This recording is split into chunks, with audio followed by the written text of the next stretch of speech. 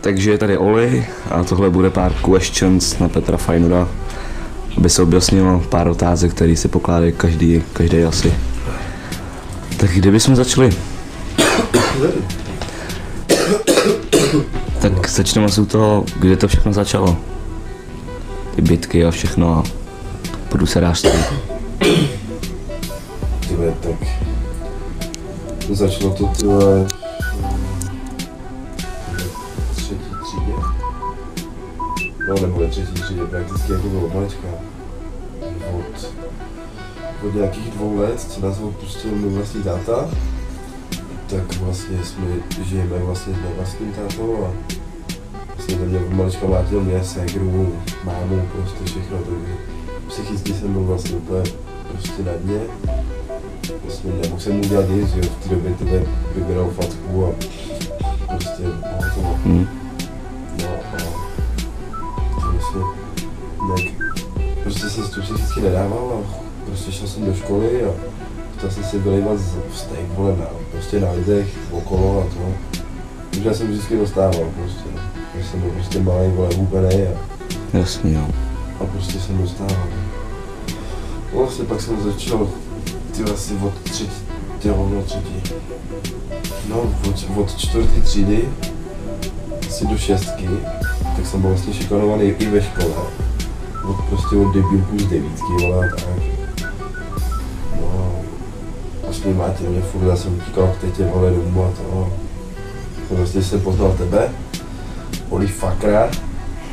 No a jednou vlastně jsi mi pomohl před školou s tou bitkou, si pamatuješ? Jasně, jo, to si pamatuju. No vlastně, pak jsme spolu začali cvičit, vole, celý prázdniny, vole, jsme spolu lítali, cvičili jsme všechno. Přišli jsme po prázdninách, vole, já jsem to tam vybombil, vole, pak jsem šel vlastně do pastáku kvůli tomu. No, tam jsem byl, v 2 měsíce, tam jsem se zamiloval. Po 2 měsících mě pustili, šel jsem domů, doma jsem byl chvíli, začal jsem volit trávu, vole, s blbýma lidma se scházel, viď? No vlastně, no. Tak prostě, to, vole, šel jsem tam vlastně zpátky pak, nebyl jsem zase na 2 měsíce jsem tam měl jít. No nakonec jsem tam šel, vole, nakonec jsem tam byl 14 dní, protože jsem tam porval, tak mě vyhodili. Byl jsem doma, no a pak, vole, přišel, vole, ten nehrát, no prostě idiot, to je říce. Jsem byl držku 3krát po sobě, nahlásila policajtu, tak já jsem ukradl auto. Jakoby rodičům vlastně jsem ukradl auto. Tak se pak mě čapli, šel jsem do diagnostiáku do Plzně, tam jsem byl 4-5 měsíců. A pak jsem šel rovnou do Hostouně, no. V Hostouně jsem to jakoby psychicky nezvládal, vole, protože nevím, prostě ty kluci, tam hovada prostě, víš co. Měl jsem strach, ty vole, šikana jak svině, vole, kradli věci a tohle, tak jsem to tam prostě nepobíral, tak jsem furt utíkal, ne. Furt vždycky, když jsem tak jsem jezdil domů a pak jsem vlastně ukradl auto, vychovateli, tu Fronteru, za 1 600 000, jsem přijel sem. Když jsem chvíli byl, pak mě chytli, no a ty vole, byl jsem tam zase, pak jsem furt utíkal, furt jsem byl na utíkách, ty vole. Prostě prožil jsem si hrozně moc na ulici, ty vole, strašně moc, ty vole, měsíců na ulici. Vlastně, ty pičo, máš strach, vole, nevíš, ty vole, od koho to máš čekat. Jsi špinavej, ty vole, nemáš co jíst, ty vole, nic, prostě nevíš, co budeš dělat. Tak vlastně pak mě chytli. Já jsem pak si psal na Facebooku vlastně, v tom pastáku, tak jsem si psal na Facebooku s tou mojí láskou, jakoby, z těch domážlic a dali jsme se dohromady, vlastně po 3 letech, co prostě jsme se neviděli, tak jsme se dali dohromady. Já jsem za něj začal jezdit do Klatov, vole, tohle. Prostě dali jsme se dohromady, vole, prostě vztah, ty vole, prostě byl luxus, ty, myslím si, že to vydrží navždycky, no. Pak se spadl do fetu. Začal jsem si píchat, začal jsem šňupat, pervitin. Hulil jsem, prostě sračky, dal jsem píčoviny. Hrál jsem se furt, agresivní jsem byl jako krávo, protože jsem začal už cvičit vlastně v té době, vole, a takže vole, už jako jsem vole, měl postavu, vole, furt jsem se prál, vole. Tak mě vlastně opustila, prostě podvedla mě a opustila.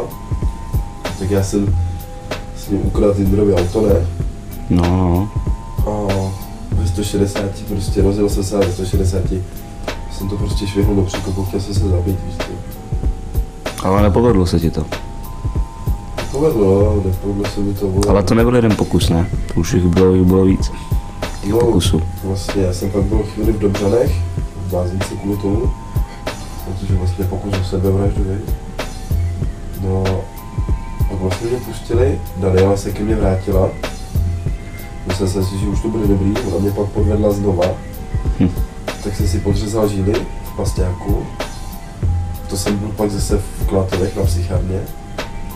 No tam tu jsem utek, ty vole, utek jsem vlastně za Danielou. Protože vole, se ke mně zase vrátila, tak jsem ze mě jakoby utek, vole, na mě zavolala policajti. Ty policajti odvezli, vole, do Pasťáku a to. Pak, jakoby, jsme byli spolu. Já jsem vlastně tak dlouho nebyl doma a zjistil jsem, že mě zase podvedla. Tak jsem vlastně pak jel domů, vole, otrával jsem se houbama, vole. Byl jsem vlastně na psychiatrii zase, protože vlastně měl otravu těžkou.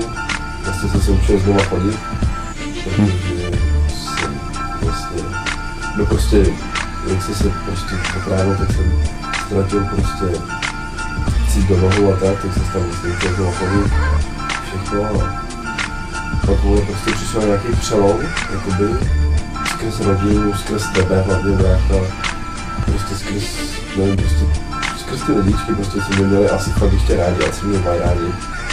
Tak jako by jsem se nějak zpamatoval a řekl jsem si prostě, že kvůli tomu kvítí prostě končil všechno.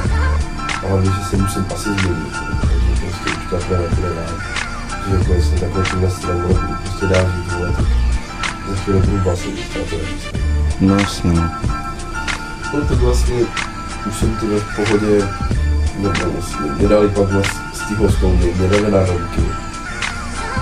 A na nových domkách jsem zmátil vychovatele, protože napad mýho kamaráda, který byl v malička, v rodině prostě pískovaný a to.